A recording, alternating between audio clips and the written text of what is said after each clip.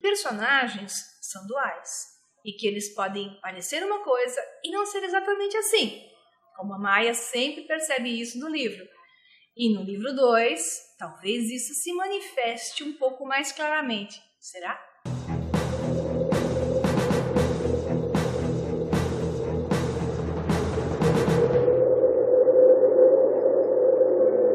Se você entrar no livro 2, você vai ter uma história do grupo da Tule Brasil, que descobre um monte de objetos místicos e sagrados que os alemães trouxeram para o Brasil para salvar da tomada de Berlim, que as tropas aliadas já estavam invadindo. Então esses objetos mais poderosos, parte deles foi levado para a Argentina e parte deles foi trazido para o Brasil.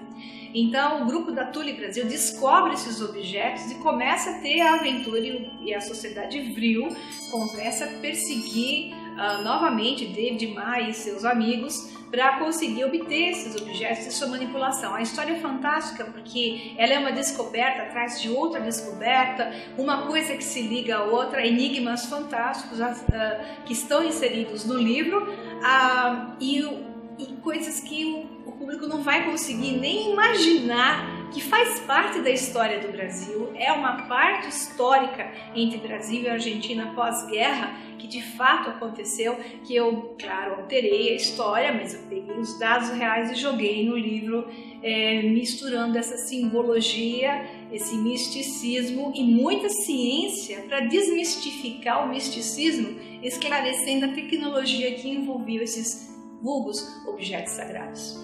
Que a história começa na neve, né? Com frio na Antártica. Então, a capa branca remete exatamente para o primeiro capítulo, que é sempre o primeiro capítulo do Sol Negro, seja qual for o livro, o volume, ele está sempre ligado com alguma coisa que de fato ocorreu no passado. Discutível ou não, história oficial ou extraoficial. Então, o primeiro capítulo do Sol Negro, a cidade secreta do Vril, é a batalha que ocorreu com o Almirante Byrd, real, o Almirante Byrd existiu, americano, 2.000 soldados, marinheiros especificamente, foram levados para a Antártica numa operação militar com 19 embarcações, submarinos, aviões, os melhores e mais modernas embarcações que os americanos tinham, tudo de 1944 para frente. Em 1946, final de 1946 para 47, foram para a Antártica pesquisar pinguins e baleias. Interessantemente, a operação era para ter durado 1 ano e em 3 meses eles voltaram para o Chile, né? A frota oeste e a frota leste se reuniram e foram para o Chile, onde o Almirante Byrd fez uma declaração oficial dizendo que o mundo não tinha mais inimigos como os nazistas somente, que os inimigos pós-guerra, né, que isso é 1946, a guerra acabou em 1945, vinham do espaço. Acontece que os 2.000 soldados, as 19 embarcações, voltaram avariadas. Eles sofreram perdas de aviões, o submarino que afundou e vários morreram. Interessante como os golfinhos, ou as baleias, os pinguins, estavam violentos naquela região, né? Então, o primeiro capítulo da Cidade Secreta do Vril mostra essa batalha com nada mais, nada menos que os seres que habitavam a Antártica, que não eram do espaço especificamente, e sim os alemães que conseguiram fugir em 1945, já começava o processo em 1944, e fizeram uns túneis, aproveitaram os túneis e que encontraram os rochedos mais altos da Antártica, exatamente na costa nordeste da Antártica, onde se chamam Terras da Rainha Maud, que foram terras holandesas. Nesse local existem túneis incríveis e os alemães supostamente tinham planos para colonizar a Antártica. E essa batalha oficial chega à conclusão que algo aconteceu com a frota americana moderníssima, que voltou extremamente arrasada pelos Estados Unidos e com perdas de vida e perdas de embarcações. Um desses objetos sagrados que eu mencionei agora há pouco, que vieram parar no Brasil na história, é que a expedição da Nenébia, que correu o mundo, foi para o Egito, e eles descobriram o que historicamente chamavam de bastões de Horus, mas que no livro eu chamo de bastões de Thoth, o deus Thoth, aquele que tinha um bico de pássaro bem fino. Os bastões de Thoth estão ligados a aceleradores de consciência. Eles alteram o nível de consciência e levam a níveis de consciência mais altos, acessando novos mundos, novas realidades e níveis de informação. Então esses bastões no livro vieram parar no Brasil, escondido por alemães que fugiram em 1945 de serem pegos pelas tropas aliadas e se esconderam na Argentina. Da Argentina eles vieram parar no Brasil, né? E o grupo da Tule Brasil, Maia, David e seus colegas, acabam recebendo esses bastões em mãos e, por causa que Maia consegue manipular a energia abril, ela consegue acessar esses bastões e ter novas realidades de consciência e descobre coisas fantásticas através desses bastões. Claro que o pessoal da sociedade abril tá louco para conseguir também e acontece um monte de histórias de ação e aventura por causa deles.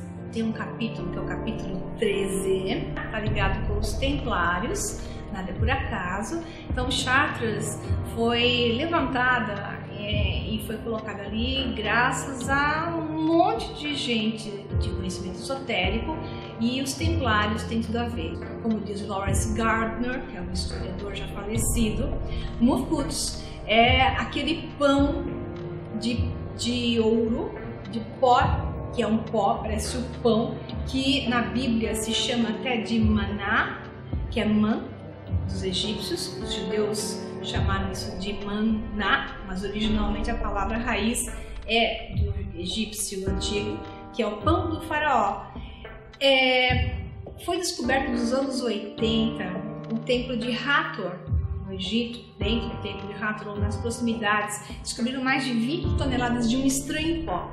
Analisando esse estranho pó, descobriram que se trata de uma substância que se chama ouro monatômico. E todo mundo está quietinho em relação a isso, que o ouro monatômico é um pó branco solúvel que é moldável com água e vira exatamente como se fosse uma hóstia, né? Ou você molda na forma daquele prisma que os faraós ingeriam. O ouro monatômico, ele é um ouro de alto espinho, que pode ser ingerido e é um acelerador atômico. Agora, nas tecnologias modernas de condução de energia, os supercondutores, o ouro monatômico faz parte, junto com a série da platina, prata e os metais como o nióbio do Brasil, né? Ele faz parte dos supercondutores de tipo 1 e 2 que vão substituir o petróleo.